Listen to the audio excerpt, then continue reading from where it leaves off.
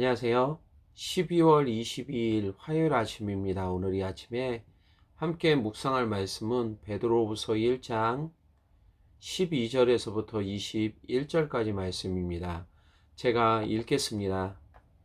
그러므로 너희가 이것을 알고 이미 있는 진리에 서 있으나 내가 항상 너에게 생각나게 하려 하노라. 내가 이 장막에 있을 동안에 너희를 일깨워 생각나게 함이 옳은 줄로 여기노니 이는 우리 주 예수 그리스도께서 내게 지시하신 것 같이 나도 나의 장막을 벗어날 것이 임박한 줄을 알미라. 내가 힘써 너희로 하여금 내가 떠난 후에라도 어느 때나 이런 것을 생각나게 하려 하노라. 우리 주 예수 그리스도의 능력과 강림하심을 너에게 알게 한 것이 교묘히 만든 이야기를 따른 것이 아니요 우리는 그의 크신 위엄을 친히 본 자라.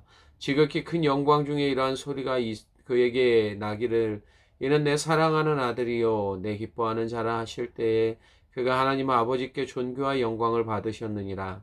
이 소리는 우리가 그와 함께 거룩한 산에 있을 때에 하늘로부터 난 것을 들은 것이라.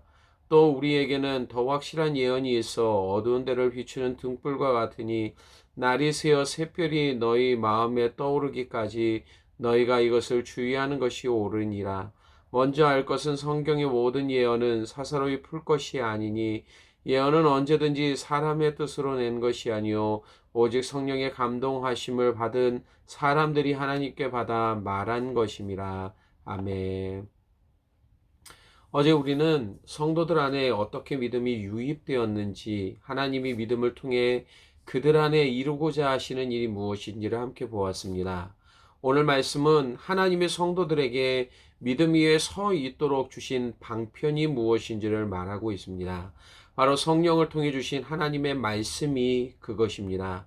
오늘 말씀에 베드로는 본도, 갈라디아, 갑바도기아, 아시아와 비두니아에 흩어져 있던 성도들에게 편지를 쓰면서 자신의 죽음이 가까워졌다라는 것을 밝히고 있습니다.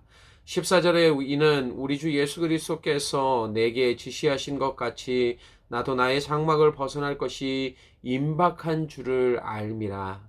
이처럼 자신의 상태를 알고 있던 베드로는 임종전의 자녀들에게 마지막 유언을 남기는 심정으로 신중하게 말하고 있습니다. 그리고 이것을 통해 믿음 위에 서 있기 위한 행동적인 변화가 그들 안에 나타나기를 기대하고 있습니다. 그가 지금 성도 안에 기대하고 있는 행동이 무엇입니까? 그것은 바로 생각나게 하는 것입니다.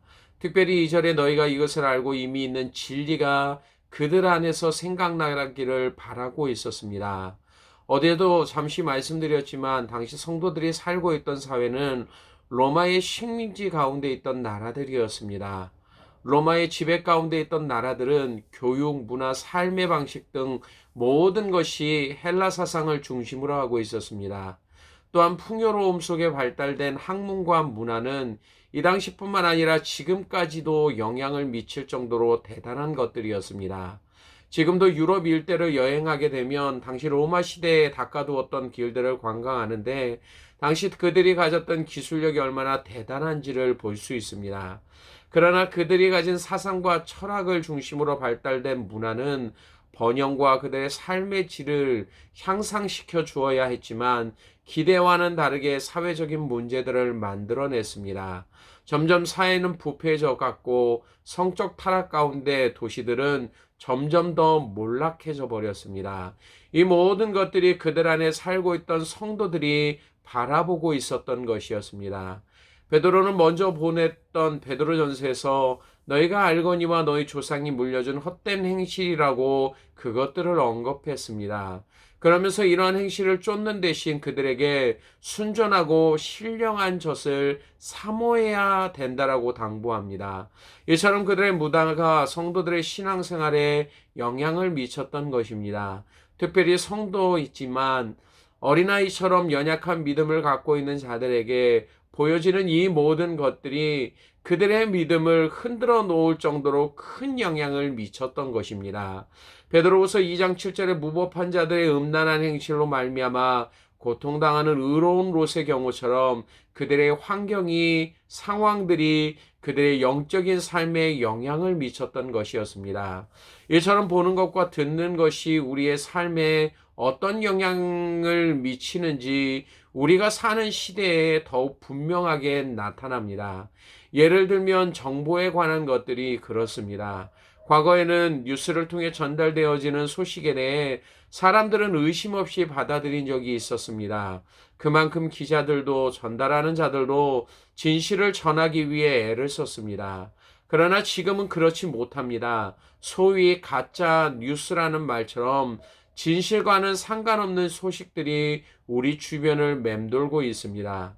보는 것과 듣는 것에 집중되어진 우리들이 분별력 없이 받아들이게 된다면 커다란 낭패를 보는 경우들이 생겨나게 됩니다.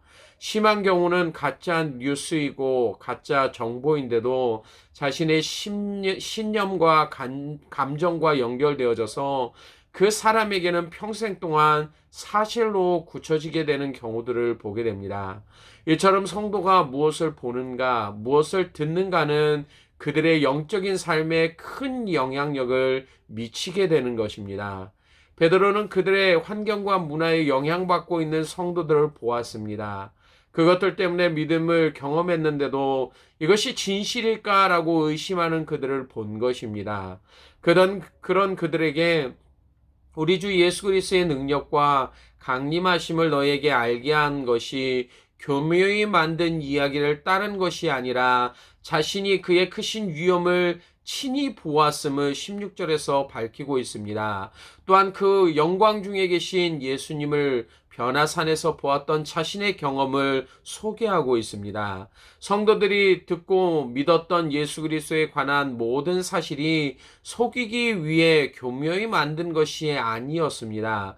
그것은 진실이었고 실제로 베드로가 경험했고 또한 성도들의 은혜 안에서 믿게 되어진 것들이었습니다. 하지만 그들의 심령이 연약하기에 이 사실을 삶 속에서 놓치는 경우가 생기게 된 것입니다. 특별히 세상에서 보고 듣는 것에 영향을 받아서 말입니다. 물론 각자마다 여러 가지 이유들이 있겠지만 믿음에서 흔들리지 않기 위해서는 성도에게 단번에 주신 믿음의 도를 지키기 위해 날마다 생각해야만 합니다. 이것을 통해 히브리서 2장 1절에서는 우리는 들은 것에 더욱 유념함으로 우리가 흘러 떠내려가지 않도록 해야 한다라고 당부하고 있습니다. 참 많은 잡념들이 우리가 생활하는 동안 우리의 생각 안에 머물러 있습니다. 별로 중요하지 않게 여겼던 것들이 어느 순간 우리의 삶을 집어삼키는 경우들을 보게 됩니다. 이처럼 세상은 만만치 않습니다. 우리들이 원하는 대로 리드하거나 지배할 수 있는 것도 아닙니다. 그래서 베드로는 날마다 우리의 믿음을 위해 우리 주 예수 그리스도의 능력과 강림하심을 생각해야 된다라고 당부하고 있는 것입니다. 그것도 12절에서는 항상 15절에서는 어느 때나 진리의 말씀이 생각나도록 그렇게 해야 된다라고 말하고 있습니다. 이것은 하나님의 말씀이 성도의 전 삶을 지배하는 것을 뜻합니다. 또한 말씀의 지배 가운데 머무는 것을 말합니다. 광야에서 이스라엘 백성을 인도하셨던 구름 기둥처럼 그 구름에 집중하는 것입니다. 다른 것에 시선을 두지 않고 오직 그것만을 바라보는 것입니다. 그래서 하나님이 움직이실 때마다 그것을 따라 움직여야만 합니다. 그 안에는 우리의 주장도 없어야 합니다. 그 안에는 우리의 취향이나 생각도 없어야만 합니다. 그 안에서 있는 것은 오직 하나님밖에 없습니다. 이것이 참된 성도들이 이 땅의 삶을 온전히 살아가는 방법입니다. 이 땅은 계속해서 우리를 믿음에서 떠나도록 만들 것입니다. 잠시뿐만이 아니라 우리가 이 땅에 머물고 있는 모든 시간 동안 그렇게 할 것입니다. 우리가 인정하건 인정하지 않건 이것은 사실입니다. 결국 사도 요한의 말처럼 세상을 이기는 승리는 이것이니 우리의 믿음뿐입니다. 말씀 속에 역사하시는 성령의 능력을 통해서만 이 믿음이 자라나게 되고 이 믿음이 흔들리지 않게 됩니다. 특별히 성경은 구원받은 우리의 삶에 하나님이 주신 그 어떤 것보다 값진 보물입니다. 시편 119편 전체는 이 말씀이 우리의 영혼에 끼치는 참된 유익이 얼마나 크고 위대한지를 자세하게 설명해 줍니다. 50절의 이 말씀은 나의 고난 중의 위로라, 주의 말씀이 나를 살리셨기 때문이라. 99절에 내가 주의 증거들을 늘 읊조림으로 나의 명철함이 나의 모든 스승보다 나으며, 105절에 주의 말씀은 내 발의 등이요 내 길의 빛이니라. 베드로는 말씀이 성도의 영혼의 값진 보배이기에 또한 어떻게 그 말씀을 대해야 되는지를 또한 오늘 본문을 통해 말해줍니다. 20절과 21절에 먼저 알 것은 성경의 모든 예언은 사사로이 풀 것이 아니니 예언은 언제든지 사람의 뜻으로 낸 것이 아니요 오직 성령의 감동하심을 받는 사람들이 하나님께 받아 말한 것입니다 라고 밝히고 있습니다. 그러므로 성경을 대할 때 하나님을 사랑하는 마음으로 대할 수 있어야만 합니다. 말씀을 통해 나에게 원하시는 것이 무엇인지를 살피는 것만이 아니라 삶 속에서 내가 반드시 지켜야 되는 것이 무엇인지를 말씀 안에서 찾을 수 있어야만 합니다. 세상의 이야기를 대하는 것처럼 해서는 안 됩니다. 또한 우리가 가진 지식과 경험을 기준으로 살펴서도 안 됩니다. 왜냐하면 이 말씀은 인간의 지식으로 측량할 수 없는 하나님의 말씀이기 때문입니다. 이 땅에서 성도로 하여금 믿음을 지키도록 하시기 위해 주신 말씀, 우리의 영적인 삶을 지키기 위해서 오늘도 붙잡아야만 합니다. 말씀을 알기를 원하지만 이해하기가 어렵습니까? 그렇다면 기록하시고 하나님의 깊은 곳까지 통달하시는 성령님의 도우심을 구하시길 바랍니다. 그래서 말씀 가운데 역사하시는 하나님의 능력을 경험할 수 있는 저와 여러분이 되시기를 바랍니다. 어려서부터 성경을 알았나니 성경은 능히 너로 하여금 그리스도 예수 안에 있는 믿음으로 말미암아 구원에 이르는 지혜가 있게 하느니라.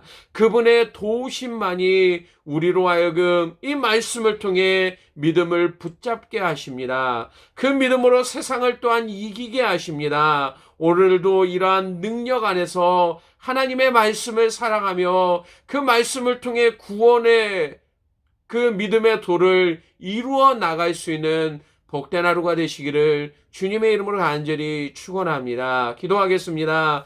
아버지 하나님, 오늘도 우리로 하여금 믿음 위에 서 있도록 말씀을 주시고 이 말씀을 붙잡아야 될 이유가 무엇인지를 우리 가운데 알려주심을 감사를 드립니다. 사도 베드로가 부패하고 타락하는 그 세상 가운데서 성도들로 하여금 믿음을 지키기 위해 날마다 이 진리가 생각나기를 간절히 고대하며 바랬던 것처럼 오늘도 말씀 안에 머무는 우리의 삶이 되게 하시고 이 말씀이 우리 안에 능력이 되어져서 날마다 생각나며 그 말씀을 붙잡는 삶을 통해 이 세상 가운데 믿음을 지켜나가는 복된 성도들이 되어지게 하여 주시길 원합니다. 흔들리는 삶이 주어질 때마다, 어려움이 우리의 삶에 나타날 때마다 우리에게 보배로 주신 이 말씀을 붙잡게 하시고 그 말씀에 주시는 하나님의 놀라운 은혜와 능력을 통해